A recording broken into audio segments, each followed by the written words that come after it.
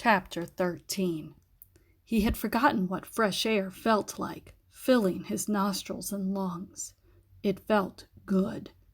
With his back pressed against the house, he stood still for a moment, just breathing.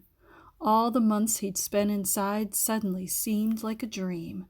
He'd been like some confused animal hibernating during nice weather. The last real thing that had happened to him was being called inside when the woods were coming down. Real life was outdoors. But so was danger. And the longer he stayed out, the greater the danger. He forced himself down into a crouch and half crawled, half ran alongside the house and the hedges in the barn.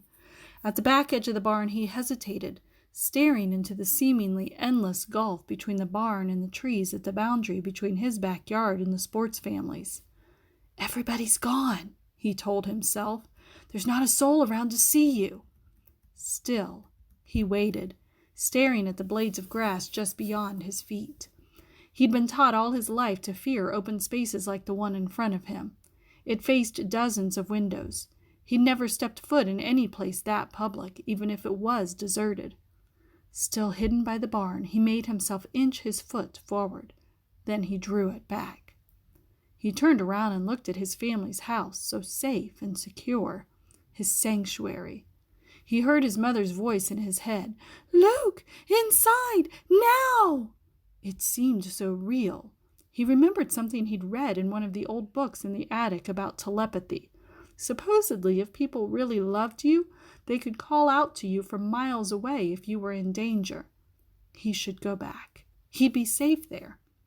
He took a deep breath, looking forward toward the sports family's house, then back again toward his own. He thought about returning home, trudging up the worn stairs, going back to his familiar room and the walls he stared at every day. Suddenly, he hated his house. It wasn't a sanctuary. It was a prison. Before he had time to think again, he pushed himself off into a sprint, recklessly streaking across the grass.